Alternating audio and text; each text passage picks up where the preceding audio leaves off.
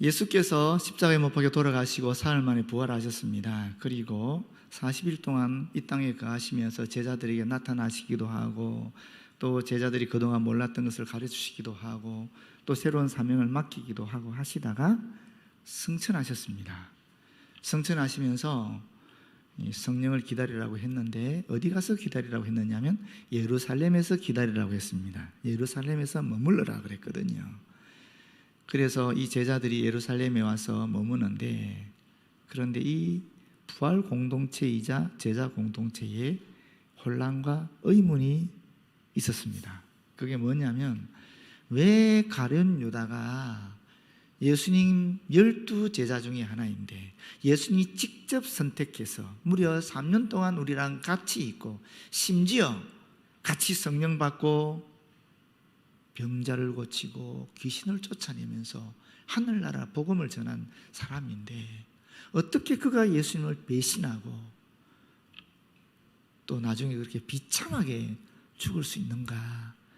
그런 의문이, 그런 혼란이 그 제자 공동체 안에 생겼어요.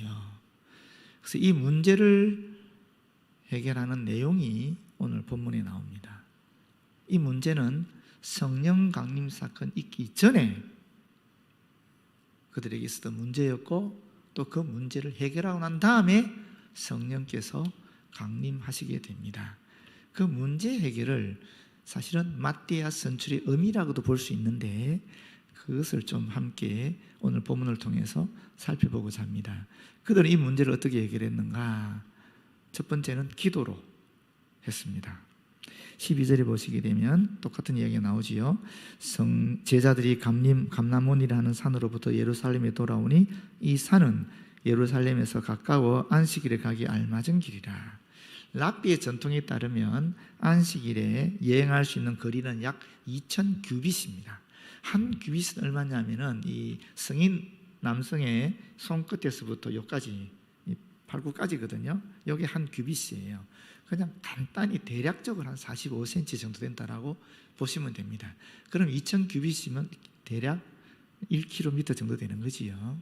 1km. 직선 거리 1km라는 거예요. 그럼 실제 거리로는 한 3km 이내가 될 거예요. 그 안식일에 그 정도 갈 수 있는 거리가 되는 것입니다. 그런데 이 감람산, 예수님이 승천하신 이 감람산과 또 예루살렘은 그 정도 거리 떨어져 있었다라는 것입니다. 그런데 여러분, 예수님께서 부활하신 요일이 무슨 요일입니까? 주일이죠. 안식구 첫날. 원래 안식일이 토요일이었는데 안식구 첫날 예수께서 부활하셔서 그 다음부터 예수님을 믿는 사람들은 그 예수님의 부활을 기억하면서, 기념하면서 안식일에도 모이고 주일날에도 모였어요. 그러다가 유대교에서 종교 개혁 운동이 일어나거든요. 그래서 기독교를 다 축출시켜버려요. 그 회당에서 예배를 드려서 기도했잖아요. 그러면서 자연스럽게 주일만 모이게 된 것이 오늘 우리 주일의 유래입니다. 그런데 여러분, 오순절은 무슨 요일일까요? 오순절. 오순절이 어떤 날이죠? 예수께서 부활하시고 나서 50번째 되는 날이에요. 그게 오순절이거든요. 제가 이 수학이 약해서 77이 49 하면 딱 나오는데 달력을 다 헤아려 봤어요. 이렇게 50번 50번째 딱 되니까 주일이더라고요. 주일입니다. 오순절이. 그럼 여러분, 예수께서 승천하신 날은 무슨 요일이겠습니까? 언제 승천했다 그랬죠? 주일 후 40일째 승천했잖아요. 부활 후 40일 계산하면 목요일이 나옵니다. 목요일. 예수님이 목요일 승천하시고 성령 강림은 주일 있었거든요. 그러니까 사실은 엄밀하게 따지면 이 예수님의 승천과 오순절 사이는 열흘간의 시간 차이가 나는 겁니다. 그 열흘 안에 지금 이 사건이 발생했다는 거예요.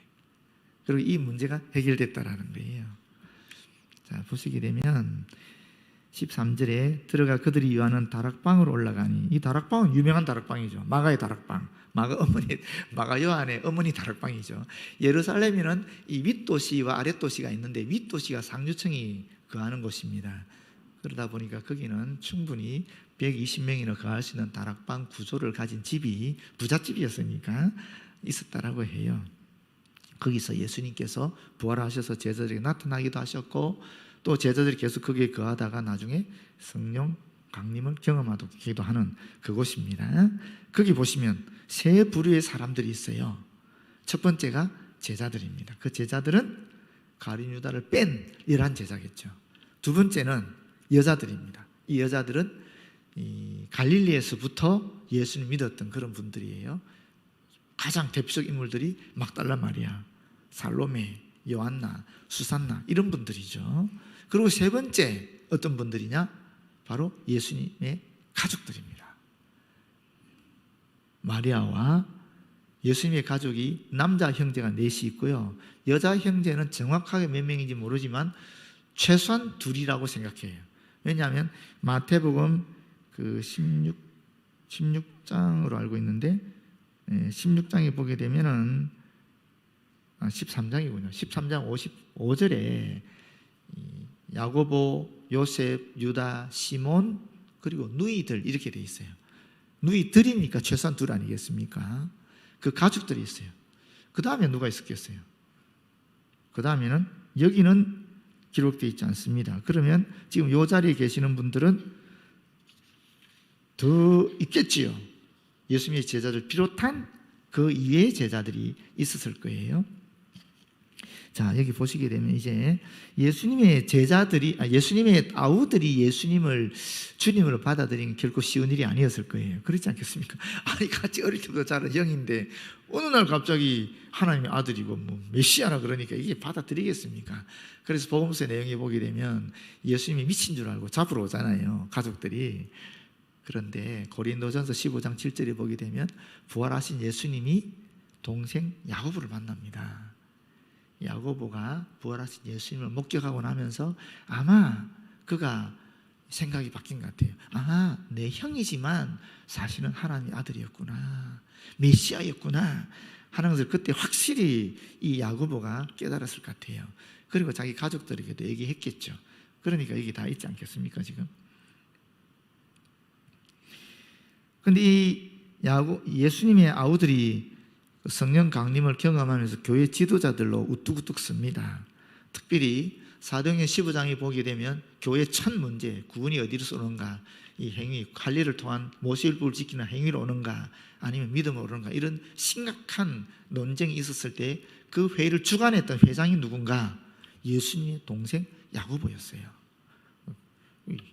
초대 처음 교회의 가장 강력한 지도자가 베드로도 요한도 아닌 야고보였다. 대단한 일이죠, 그죠? 그리고 보시게 되면 유다라는 인물이 있죠. 유다는 우리 성경에 유다서를 기록한 분입니다. 물론 야고보는 야고보서를 기록했죠. 예수님의 동생들이 이 신약성에 두 책을 기록했다고 볼 수 있는 거예요. 제 동생들이 부활을 경험하고 난 다음에 초대교회의 지도자들이 되었다라는 거예요. 자기 형을 나의 메시아로, 나의 그리스도로, 나의 구세주로 전하면서 하나님 나라의 복음을 전하는 그런 지도자들이 다 되었다라는 것입니다. 그런데 이제 여기에서 그러면 그들이 모여서 뭘 했느냐? 마음을 같이하여 뭐 했습니까? 오직 기도에 힘썼다라는 것입니다. 오로지 기도에 힘썼다. 기도에 대한 교훈이 제가 볼 때 성경에 많이 있지만 대표적인 두 가지가 있어요. 첫 번째가 예수님의 우리에게 가르친 기도의 교훈입니다. 그게 예수님이 가르친 내용은 뭐냐면, 첫 번째, 외식하는 사람들처럼 다른 사람에게 보이려고 기도하지 마라 하는 겁니다. 두 번째는 뭐냐면은 이방인들처럼 중언부언하지 마라 하는 그런 가르침을 전한 다음에, 그런 것을 알려준 다음에 예수께서 주기도문을 만들어서 제자들에게 가르쳤어요. 그게 오늘날 주기도문입니다.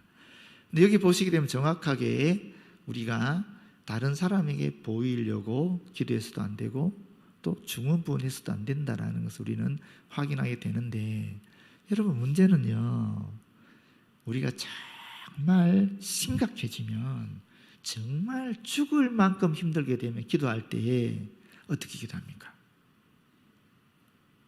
솔직히 우리 기도하는 5가지 순서 알죠? 먼저 하나님 부르고, 그 다음에 회개하고, 뭐 감사 회개는 순서가 바뀔 수도 있지만 감사하고, 그리고 간구하고 예수님 이름으로 마치잖아요. 그런데 진짜 급하면 그냥 살려주세요 그래요. 그냥 눈물 펑펑 흘리면서 하나님 제발 살려주세요. 하나님 제발 살려주세요. 도대체 이걸 이길 수 없으니까, 어떻게 할 수 없으니까 주님 제발 살려주세요. 계속 울면서 이 말만 하는 거예요. 그렇지 않습니까? 그럼 그건 중언부언하는 거예요, 안 하는 거예요? 잘못하면 그것도 중언부언이라고 볼 수 있는데 그렇지 않습니다, 여러분.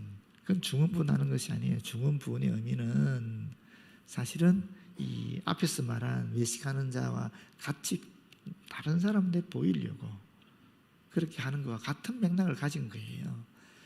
근데 그 간절한 심정을 주님께 토할 때 그렇게 흘러나오는 기도를 우리가 중언부언한다라고 탓하면 안 되는 겁니다. 그건 아니에요. 사실 여러분, 어린애가, 아기가 운다. 울 때 우리는 당장 알죠. 엄마 아빠는 당장 압니다. 아, 아프구나, 또는 배가 고프구나, 또는 불편하구나, 오줌을 싸거나 똥을 넣어서 불편하구나, 알지요. 아기는 우는 것으로밖에 표현하지 못하니까. 그런데 여러분, 뭐 초등학교 1, 2학년 되는 아이들이 막 뛰어가다가 툭 걸려서 넘어졌습니다. 그리고 나서 무릎을 까졌어요. 그럼 어떻게 합니까? 애가 울죠. 울 때 어떻게 합니까? 뭐 요새 교육받은 분들은 이래서 그렇게 할지 모르겠지만 옛날 어르신들은 그냥 뛰어가서 붙잡고 이렇게 세우거든요. 그리고 먼지 털어주고 다친 데 없니? 괜찮니? 이렇게 하지 않습니까? 그 아이는 충분히 자기 마음의 심정을 표현할 수 있는 아이입니다. 엄마, 내가 저기 뭔가 있어서 저거 쫓으려고 뛰어갔는데 돌뿌리 걸려서 넘어졌어. 넘어져서 무릎을 깼는데, 까졌는데 우리 너무 아파. 옷에 먼지도 묻고, 엄마 이거 좀 털어주고 나 좀 일으켜줘. 이게 이렇게 얘기해야 되잖아요, 사실은. 근데 그런 얘기 안 하거든요. 그냥 울기만 하면, 울기만 해도 엄마 아빠가 달려와서 이렇게 세워주고 다친 데인지 확인하고 먼지도 털어주고 한단 말이에요. 우리 하늘 아버지가 뭐가 다르겠습니까? 우리가 울기만 해도 하나님 다 아시는 거예요. 울기만 해도. 그런데 이 아이를 보십시오. 이 아이는 울기만 해도 내 엄마 아빠가 나를 이렇게 세우고 내 아픈 것을 해결해 줄 것이다 하는 그런 믿음이 있는 거예요.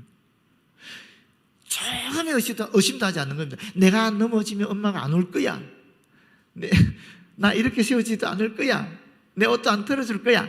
이런 조금의 의심도 없이 울기만 해도 엄마 아빠가 나를 일으켜 세워주고 내 문제를 해결해 줄 거라는 그런 전적인 믿음과 전적인 맡김이 있는 겁니다. 그래서 하나님께서도 우리에게 그걸 보시기를 원하는 겁니다. 다른 거 아니에요.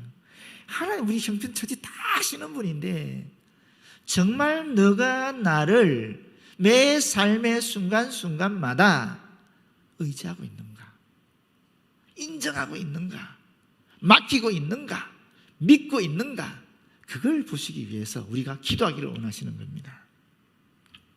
실제로 야고보는 이런 기도의 교훈을 우리에게 알려주고 있습니다. 야고보서 보시게 되면 이런 말씀이 있거든요. 너희가 왜 얻지 못하는가?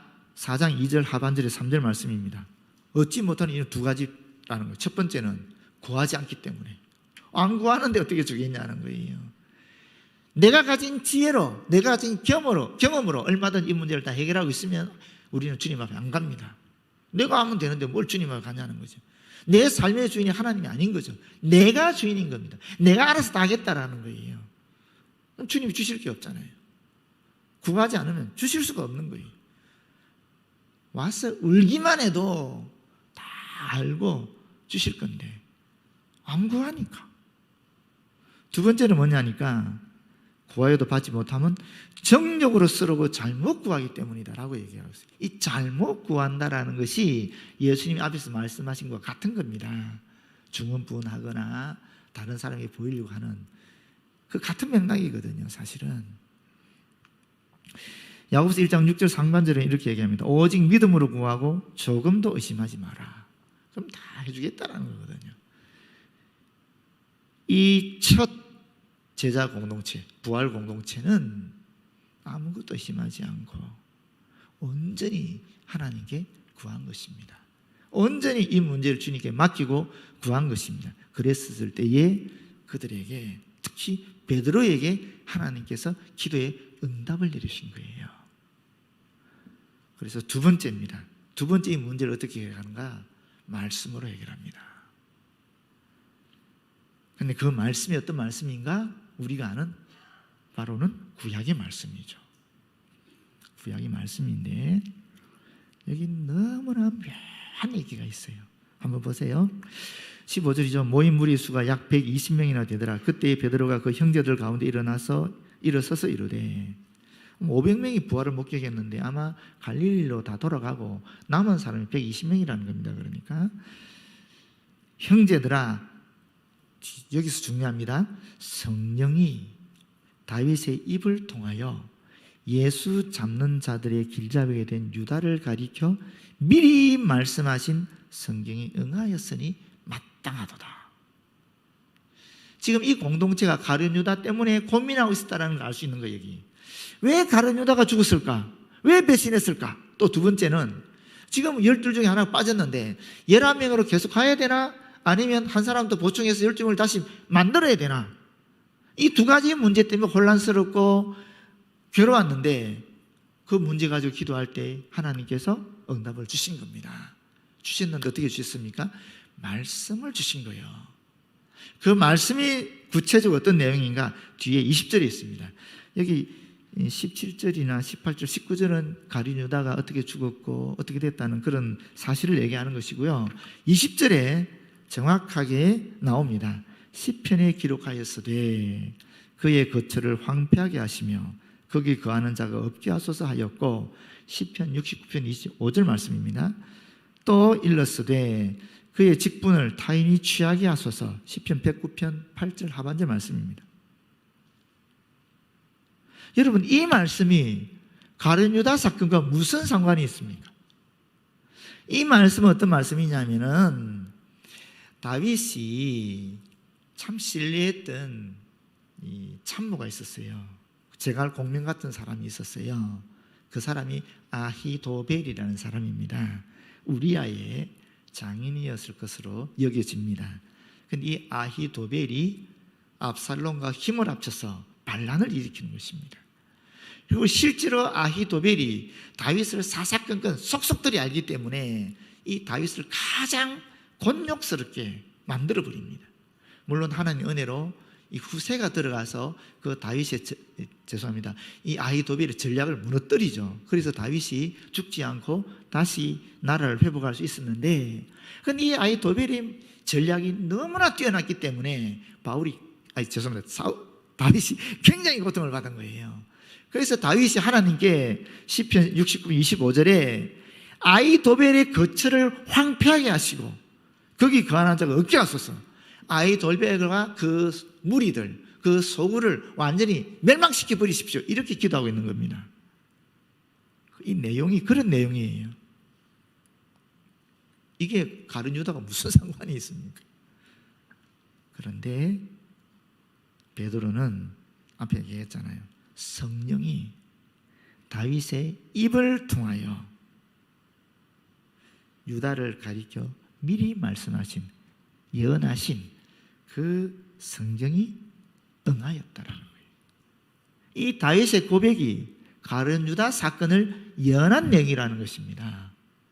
여러분, 이해가 되십니까? 이게 이해가 되시냐고요? 이해될 수 없는 내용입니다. 이것은 다윗이 처했던 상황과 지금 이 예수 제자 공동체가 처했던 상황이 전혀 다른 겁니다. 그런데 기도하고 나니 성령께서 베드로에게 그런 눈을 주셨다라는 거예요. 말씀을 제대로 해석할 수 있는 그런 눈을 주셨다라는 거예요. 무슨 얘기냐면, 여러분, 구약 그대로 보면요, 이건 우리와 아무 상관없는 말씀입니다. 구약은 이스라엘 역사입니다. 유대교의 경전입니다. 이게 우리가 무슨 상관이 있습니까? 차라리 우리나라의 역사를 공부하는 게 더 낫지, 왜 알지도 못하는 참 먼 나라의 그 고대 역사를 우리가 공부해야 되냐고요, 읽어야 되냐고요. 그렇지 않습니까? 근데 우리가 왜 이 구약을 우리의 성경으로 받아들이느냐? 예수 그리스도 때문에 그렇습니다. 예수 그리스도의 빛으로 이 말씀을 조명해 보면 여기에 하나님의 예언, 하나님의 뜻, 예수 그리스도를 통한 인류의 구원이 담겨 있기 때문에 우리는 이 구약을 하나님의 말씀으로 받아들이는 것입니다. 베드로가 지금 기도를 통해서 확실하게 알게 된 것은 바로 이 사실입니다. 구약의 말씀은 예수 그리스도에 대한 예언의 말씀들이었구나. 비록 다윗은 자기 상황 때문에 하나님께 이러한 단언의 기도를 드렸지만은 다윗은 자기도 모르게 가룟 유다의 사건을 예언한 것이었구나 하는 내용입니다. 그 뒤에도 마찬가지입니다. 그의 직분을 타인이 취하게 하소서. 이것도 그렇거든. 원수가 일찍 죽어서 그 원수의 역할을 다른 자가 대신 맡게 해달라는 이 다윗의 탄원입니다. 그런 기도입니다. 그러나 이 구절을 베드로는 성령께서 다윗의 입을 통해서 지금 가룟 유다가 비록 죽었지만 대신에 다른 사도를 뽑아서 이 12사도를 완성해야 된다라고 말씀하신 거구나, 이렇게 받아들인 거예요. 여러분 이해하셨습니까? 구약 그 자체로 보면 안 됩니다. 구약은 반드시 예수 그리스도의 빛에서, 부활의 빛에서 조명해서 보아야 이 구약의 말씀이 우리에게 신앙과 생활의 유일한 기준이 되는 하나님의 말씀이 된다는 거예요. 그래서 안식일 교 같은 경우 또는 하나님의 교회 같은 경우 안식일 갖고 얘기하는데, 여러분 예수 그리스도의 빛으로 조명해서 보면 안식일은 주일이 되는 겁니다. 안식일에 우리가 주일 성수에 안식일을 귀하게 거룩하게 여기게 된다는 것이 우리는 주일 성수로 받아들이게 되는 것입니다. 그래서 구약의 말씀과 신약의 말씀이 그렇게 자연스럽게 예수 그리스도의 빛으로 하나가 되는 것입니다.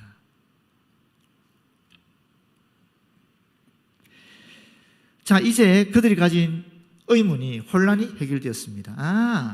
가룟 유다가 예수님을 배신하는 것은 이미 성령께서 다윗을 통해서 예언하신 그 말씀이 이루어진 것이구나. 우리가 11명으로 갈 것이 아니라 12명으로 가야 되구나, 한 사람을 보충해야 되겠구나 하는 것을 기도를 통해 정확하게 말씀으로 확인이 된 것입니다. 자, 그럼 어떻게 될까요? 이제 그들은 응답받은 대로 실천해야 되지 않겠습니까? 그것이 세 번째 체험입니다. 그것이 바로 마띠아를 선출하는 사건으로 나타나는 것입니다. 그런데 이 채울 때도 또 두 가지 방식으로 채웁니다. 첫 번째가 뭐냐면은 21절에 나오지요. 자격을 갖춘 사람을 후보로 두 사람 선택하는 겁니다. 두 번째는 뭐겠어요? 결정을 주님께 맡기는 겁니다. 그래서 제비뽑기라는 방식을 선택하는 것입니다. 자, 보십시오. 21절에 어떤 자격 조건을 객관적으로 가져야 되는가 하는 내용이 구체적으로 나옵니다. 이러함으로 요한의 세례로부터 우리 가운데서 올려져 가신 날까지 주 예수께서 우리 가운데 출입하실 때에 항상 우리와 함께 다니던 사람 중에 하나를 세워. 무슨 말입니까? 요한의 세례, 예수님이 공생애 시작 아닙니까? 공생애 때부터 출입하실 때 하는 말은 인격적인 관계를 형성한 사람들끼리 일상생활을 함께 한다라는 그런 유대식 표현입니다.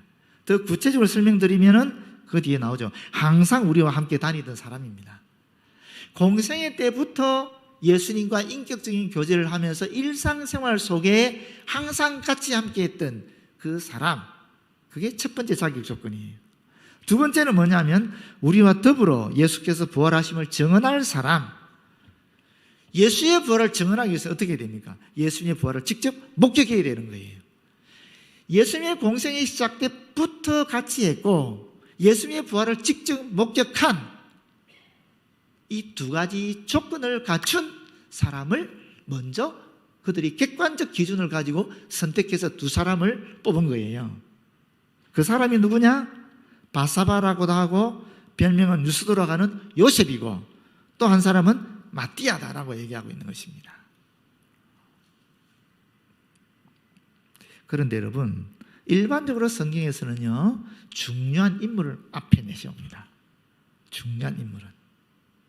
예수님의 제자도 베드로와 야고보, 요한 먼저 나오잖아요.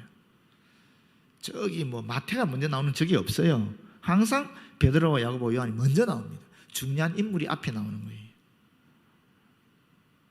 그러면 누가 더 유력하고 영향력 있는 사람이겠습니까? 우리 사람들의 기준에 의하면은 바사바, 유스도, 요셉이 훨씬 유력하고 영향력 있는 사람이에요. 실제로 이름도 그렇습니다. 바사바는 안식일의 아들이라는 뜻이에요.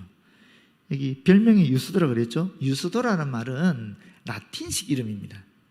로마 제국 시대에 라틴식 별명을 가졌다. 엄청난 사람입니다, 이 사람이. 그 뜻은 뭐냐면 의로운 자라는 뜻입니다. 그리고 또 히브리식 이름 요셉을 가지고 있는, 바사바 요셉이죠. 그러니까 이름을 무려 3개나 가진 사람이에요. 마띠아는 이름 하나밖에 없어요. 바사바 요셉이 마띠아보다 훨씬 유력하다는 것을 우리는 여기서 알게 되는 것입니다. 사람이 뽑으면 당연히 바사바 요셉이 되는 겁니다. 또 더 많은 지지를 받았을 거예요. 그런데 그들은 이 선택을 하나님께 맡겨서 제비뽑기 하는데 마띠아가 되어버리는 거죠. 마띠아가 뽑히는 것입니다. 하나님의 생각과 사람의 생각이 다르다라는 걸 우리는 확인하게 되고, 더 중요한 것은 이 바사바 요셉이 유세비우스 교회사에 의하면은 불신자의 도전을 받았을 때에 예수의 이름으로 뱀의 독을 마셨는데도 죽지 않았다라고 합니다. 그런 인물입니다. 계속적으로 하나님 나라 복음을 위해서 헌신했던 인물이라는 겁니다. 마띠아는 말할 필요 없죠. 이디오피아에서 선교하다가 순교했으니까. 이 회중이 분열되었다? 그런 얘기도 없습니다. 그 누구도 바사바 요셉을 지지했던 마띠아를 지지했던 상관이 없이 온 회중이 다 그대로 하나님 뜻에 순종했다라는 거예요. 사실 제비뽑기라는 것이 하나님의 뜻을 확인할 수 있는 좋은 하나의 방법입니다. 하나님 사용하신 방법입니다.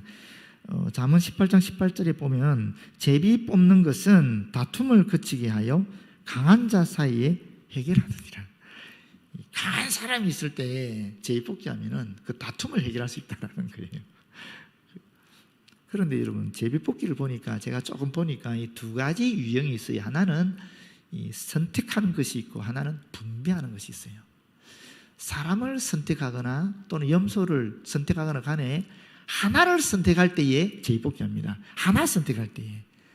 사울을 선택할 때, 초대왕으로 사울 선택할 때에 12지파 놔두고 제비 뽑기 했어요. 그 베냐민 지파 뽑혔어요. 베냐민 지파 또 하니까 또 어떤 가문이 뽑히고, 그 가문이 또 하니까 이 기스가 뽑히고, 그리고 또 하니까 다 사울이 뽑히는 거예요. 그래서 한 사람 뽑을 때 사용하는 거예요. 또 아사셀 염소라는 것이 있습니다. 그게 뭐냐면 염소 2마리를 가지고 하나는 속죄제로 하나님께 번제로 드리고 하나는 아사셀이라고 해서 광야로 내버리는 게 있습니다. 그 2마리를 중에서 1마리 선택할 때도 제비 뽑아서 하나는 광야로 내보냅니다. 하나를 선택할 때. 또 요나에도 나오지요. 요나가 이 배에서 제비 뽑기 당하잖아요. 제비 뽑기 당해서 요나가 딱 선택되잖아요. 그리고 바다에 빠뜨리지 않습니까? 하나를 선택할 때에 제비 뽑기 합니다. 그 다음에 어떤 때 제비 뽑기 하느냐면 분배할 때. 12지파가 가나안 정복하고 나서 12지파가 땅을 분배할 때에 그때 제비 뽑기에서 땅 분배를 하는 거예요. 다, 그러니까 분배라는 것은 한 사람 내외 없이 다 가지게 되는 거예요.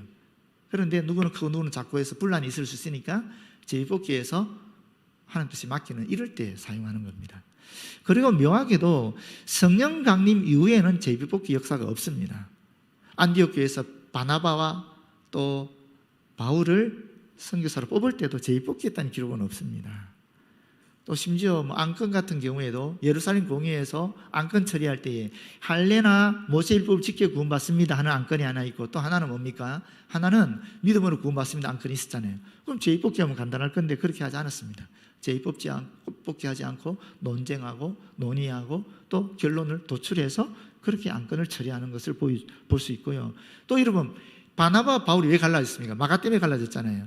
그러면 마가를 선택할 것인가 실라를 선택할 것인가? 제2뽑기 하면 간단하거든요. 그렇잖아요. 제2뽑기 하지 않아요. 치열하게 싸우다가 바나바는 마가 데리고 가고 바울은 실라를 데리고 가버리잖아요. 그 성령 강림 이후에는 또 제2뽑기 역사가 또 없어요. 그래서 이게 제2뽑기가 반드시 하나님이 택하신 유일한 방법이다 하는 것은 그거는 착각입니다. 그렇게 생각하시면 안 되고, 하나님이 사용하시는 참 좋은 방법인데 그러나 특별할 때만 사용되었다.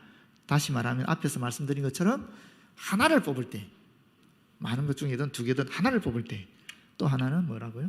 분배할 때, 그때 사용했던 하나님 특별한 방식이다 하는 것을 여러분 기억하면 좋을 것 같아요. 결론적으로 여러분, 제가 말씀드리고 싶은 것이 있어요. 결론이 뭐냐면은, 김장한 목사님의 사모님이 트루디라는 분인데, 이분이 1959년에 우리나라에 왔어요. 6.25 끝나고 얼마 안 됐을 때 온 거예요. 부유한 미국에 살다가 우리나라에 와서 살다 보니까 얼마나 힘든 일이 많았겠습니까? 문화적으로나 경제적으로 완전히 다른 환경인데, 그런데 단 한 번도 60년 동안 단 한 번도 미국에 가고 싶다는 말을 한 적이 없다라고 합니다. 그래서 기자가 물었어요. 사모님은 어떻게 단 한 번도 이 땅에 살면서 미국 가고 싶다 말을 한 적이 없습니까? 라고 물으니까 이분이 이렇게 대답했어요. 심겨진 그곳에 꽃 피게 하소서. 이것이 저의 기도이자 믿음입니다. 하나님께서 자기를 한국 땅에 심어줬다는 겁니다. 나는 하나님이 심어준 이 땅에서 그리스도의 향기를 나타내는 꽃이 되기를 원한다. 이것이 자신의 기도였고 믿음이었다. 여러분, 우리 교회도 그런 분 계십니다. 장로로 2표 차이로 3표 차이로 떨어지고 끝까지 안 되었지만은 지금도 여전히 일주일에 한 번씩 밤마다 오셔서 우리 교회 문도 닫고 그렇게 관리해주는 집사님이 지금도 계십니다. 비록 장로는 안 되었지만 4년 동안 어김없이 한 주에 한 번씩 그 일을 계속하고 있는 참 괜찮은 분이 우리 교회도 있습니다. 여러분, 저는 목사로, 여러분은 집사로, 장로로, 권사로, 또 교사로, 찬양대원으로 여러 가지 직분으로 하나님께서 우리를 이 대덕한빛교회에 심으신 것입니다. 여러분 가정에 심으셨고 여러분 직장에 하나님께서 심으신 것입니다. 모쪼록 어떤 환경과 처지가 있다 할지라도 심겨진 그 자리에서 그리스도의 향기를 바라는 꽃을 피우는 그런 저와 여러분 되었으면 참 좋겠습니다. 기도하겠습니다. 아버지 하나님, 주님이 심어주신 줄 믿습니다. 심겨진 그 자리에서 바사바 요셉처럼, 마띠아처럼, 트루디 사모님처럼 그렇게 그리스도의 향기를 바라는 꽃을 피우게 하여 주시옵소서. 예수님 이름으로 기도드립니다.